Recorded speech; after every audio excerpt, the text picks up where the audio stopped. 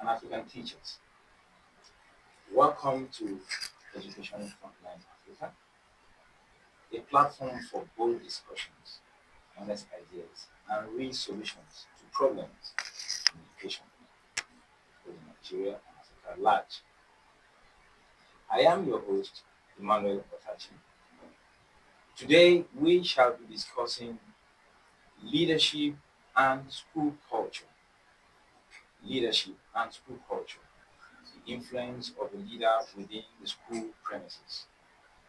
We walk into two separate schools with same curriculum, but we notice striking differences.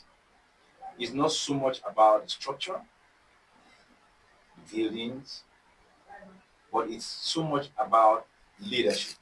It is said that everything rises and falls on leadership. The school system is not an exception. So with me today to do justice to this topic are two experts in the field. With me today in the studio to do justice to this topic are experts in the field. They are both heads of school. I have with me Mrs. Okafor Victoria. She is the director of Top Star School behind Commissioner's House, City College of Education Artists in Maraba, Nasarawa State. She is a leader par excellence. We've interacted with her teachers a couple of times, exceptional teachers. And of course, we can only tell that is as a result of the kind of leader they have. Also, we have Dr. Samuel Okwe. He is the principal of Government Secondary School Kwali. He's also the current national PRO of ANCOPS, that is All Confederation of Principals of Secondary School. And he was the pioneer, national president of African Forum for Innovative Teachers, AFFiT. Thank you for being on the show with us, sir. So much pleasure. Thank you. So let's get on with the discussion. Leadership and school culture. Dr. Okwe, when we talk about school culture, what does that mean to you as a school head? Well, thank you very much. Culture is a way of life. Individuals have culture. School also has culture. And when you talk about culture, school culture, you are talking about the picture that the school creates, shows to the world about itself. Talking about how people relate, how the school progresses, manages people, and in fact, it boils down to everything that happens within the school, and even as far as to the community, because the community is there looking, is an onlooker. Yes. Even from this discussion today, the community is looking at the school. Yes. So that's what my own view of culture, school culture. Ms. Victoria, what other aspects of school culture would you try to highlight? Yes. As a school, you have values. Those values that makes your school stand out. We have norms, including the uniform. You know, when a child is going to school, you see them in different uniforms, so you know exactly where the child is heading to. So these are culture of a school setting. You must have values. The kind of things the children or the teachers do that makes the school stand out. And, you know, it's a kind of projecting. You project to the community, to the state, to the world, what value they get when they are in such a school environment. So basically, culture is the values, the norms, the traditions that are imbibed by the teachers and pupils and students of that school. Thank you very much. That is to tell us that the school culture is not just about academics, obviously, because she talked about norms and values. Yes. So it goes beyond just academic works. It goes also to talk about the behavioral patterns that are displayed in the school and what makes the school unique. Yeah. So how early, and this is to you, Dr. Okwe, how early as a leader should your influence be felt within the school system? The leader begins immediately, he hits the ground running immediately, he ascends the seat. Because of, as a leader, he sits on the driver's seat. He must deliver on that mandate, and so he must have a vision of where he wants to take that school to. Because culture has two faces, has positive and a negative. And he plays a very important role in running the school. It is said that the principal is the key to improving school culture. I agree with it. He's a key to improving, and he's also the key to destroying, because they had two phases. When Mrs. Okafor was talking, she talked about values and everything, norms in the school, rules and regulations. And of course, when you look at the school, the classrooms, the seats, the buildings are not just the school, it is the human beings. What do we go to do there? We go there for transformation. The children come anyhow. It is our duty to mold them. And so, it is very, very important for the leader to know that he has to deliver. Those children, you must take care of the good, the bad, and the ugly. And incidentally, you have all of them in this vehicle. And you cannot reject anyone, especially Nigeria says that every child must be educated at least the primary school age. So it is very important for him to start with himself. How does he start with himself? So many things are very, very important. For instance, if a leader has apathy, if a leader is prompt and fair, then of course he earns the people's trust. And you don't force people to follow you. So he begins to build, if he, from himself, he begins to ooze out these qualities, values, qualities that the teachers will begin to imbibe.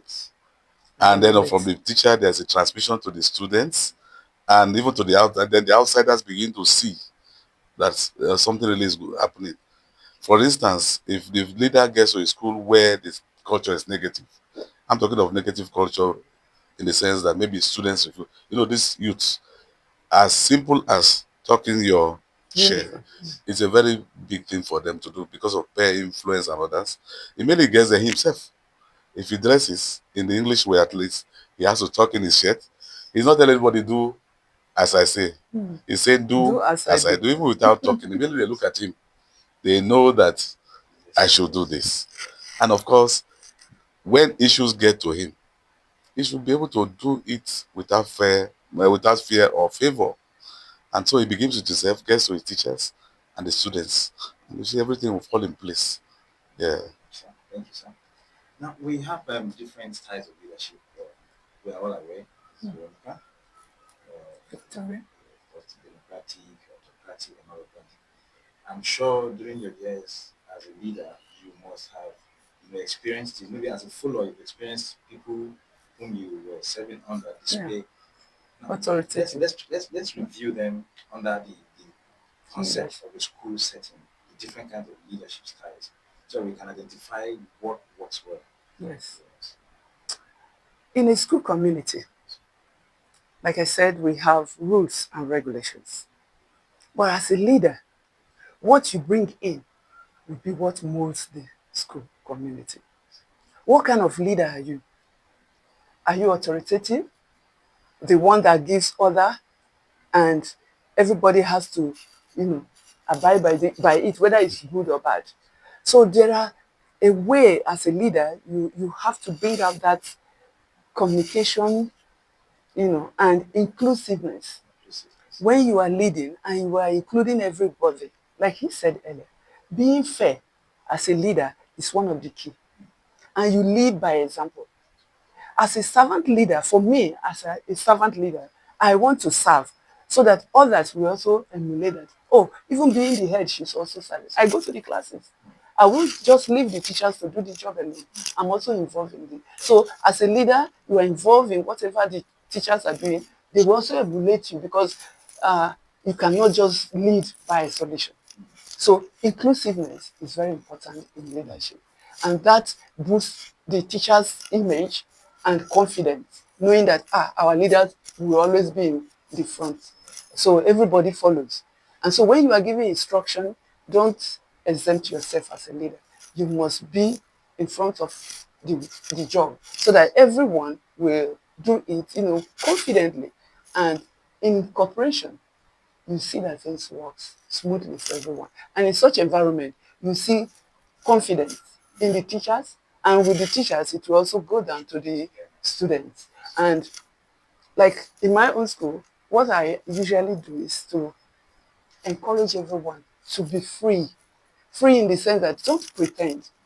If what you don't know, you don't know. You can't teach what you don't know. So as a leader, you must also show that you are improving in yourself. When you are improving in yourself, it will encourage other teachers. Like I just came back from Canada, I went for a course.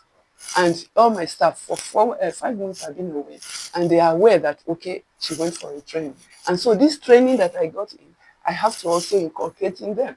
In doing so, they are also learning from me as the leader. So the teachers have the confidence to also, come forward and said, I want to upgrade myself into, and the school is ready to support. So that supportiveness also gives confidence to the teacher. And that way you get the best result because the teachers are well coordinated, they are doing well, they are improving, they also related to the Of long-standing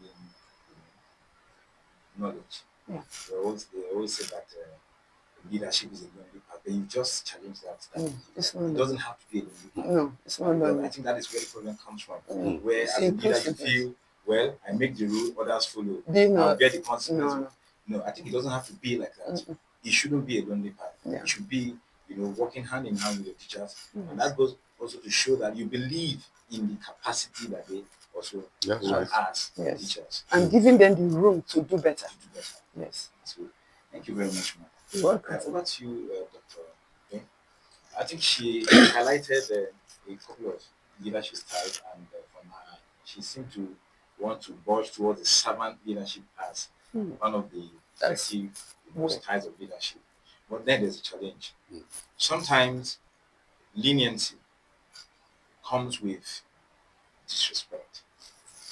Sometimes teachers begin to take you for granted because you have created a room. So how do we create a balance between being lenient and fair as a leader and disrespect or the lack of a desire to follow orders from teachers? Well, it's very nice for the leader to be a servant leader. That means it's carrying everybody along. He allows everybody a place on the table. And of course, most of the people we lead, some of these people, they know some of these things more than us. In fact, some are even closer to the children. Some, understand what I'm saying? As a leader, you're only privileged. And if you allow them, you will have them moving along with you. Just like you asked, how does the leader maintain the balance? He has to be firm. That you are firm doesn't mean you are harsh. You have to be firm and fair. That's the balance. You be firm, so when it comes to the area of firmness, they know. And then, of course, you must be approachable. If you lock the door against your teachers, then you will discover that you are treading on a lonely path, and of course, you will not have any assistance. So it's good to bring everybody. I'm talking about being democratic now. It's good to have democratic leadership so that everybody will have a say. But nonetheless, they should know where the line, the limit. Yes. Interesting. Mrs. Carter, oftentimes we have situations where maybe a leader is not even aware. It's not even aware that he or she is being taught. Is that even a possibility? Is it possible that a leader can unintentionally create a toxic environment that is without knowing? Is that even a possibility within the leadership practice? Well, in a school environment, a leader can actually be toxic through his behavior, the way your manners of approach. A teacher came late to school and instantly, you never knew what has happened. You challenge the teacher in the presence of everyone. It's toxic because the teacher will want to express himself or herself. What really happened? What has made me to come late? But because you maybe unintentionally, you are not aware that that can bring toxicity to the environment. And that approach is what brings this kind of toxic environment. So it is good for a leader to have also a limit. There is a way I call it manners of approach. It's very important. Have a courage and always say, excuse me, Mr. John, see me in the office. You are giving that to express himself. And you're also giving room for the person to respect you, because we say that respect is reciprocal. So being too vocal or abusive, they are humans too. So as a leader, we must not go beyond our bounds. Thank you very much. You're welcome. Dr. P, Yes, please. we have situations where already within the school system, our listeners are right there. Maybe the culture is already broken, positive culture is already broken, and you have a culture of toxicity, negativity. When you have such a situation, what are the advice you want to give to school heads who are willing to create a change? What would you want to advise a young leader who has leadership responsibility and has seen a broken system in school? What would you encourage him or how to do? A toxic atmosphere creates disrespect, and nobody wants to even come near you. It means that you are not approachable, and that's why a leader should have listening ears. I want to, thread on an example right now. A teacher comes in late, and for a leader to now attack, let me use that language, because it's not, you Verbal respect verbal attack. Mm. That's an adult, for God's sake. He has responsibilities. It even happens to us as leaders. Leaders, yeah. At times you come to school late. It's not by your own making. Maybe your vehicle you come out one morning and your tire is down. I'll be in school in the next 30 minutes. The tire is down. Before you get it to the organizer and back or whatever, time has gone. What do you tell yourself? But let it not be habitual. When it's habitual, you must have sounded warning politely. Yes. Even as adults, when there's an adult commits an offense, he knows. So that teacher that came late knows that he came late. You may just say, see me in my office. Or if you are so hot, that's why you must control your... Everybody has issues. But keep your issues back at home, because the school is a place where we don't want that kind of environment. Yeah. So if you come by a toxic environment, you find yourself in a toxic environment, I said you must start with yourself. You calm yourself. And then, of course, you could, be polite. People will even be surprised. How is this man? You may even speak, I don't want anybody to come late and whatever. Somebody comes late and they are looking at you. You've just spoken, maybe you just finish talking about lateness and this person walks in. You must explode today. And they just discover that you say, see me in the office politely. Because if you say, see me in the office, you're already bullying somebody. But see me in the office. And it comes there. I'm surprised that you of all persons, that person may be very close to you. Yes. Like there are people, without them, you can't run the school. I'm talking of there are pillars you rely on. And when these ones go foul of the law, the ones far want you to kill. So you call in that person. Are you of all persons? I wonder why you are. And by the time he marshals out, you might even say, you even praise him for coming. Why? So you have to be very, very civil. You have to be very diplomatic in handling issues. We are gradually coming to the end of the program. We have just two aspects to touch on when we are done with the program for today. I want to go into your personal lives, both of you. One leadership mistake. I want to start with Victoria. One leadership mistake you have made. There's somebody who is listening to you there who want to repeat the same mistake as a leader. As a leader of a school, one mistake I can remember that I made early in life, I was in government school in Benin Republic. In fact, Nigeria International School in Benin Republic, that's where I worked. The mistake I made was that as a teacher, and I was grooming myself to be a leader in future, the mistake I made was I stayed too long in my NCA.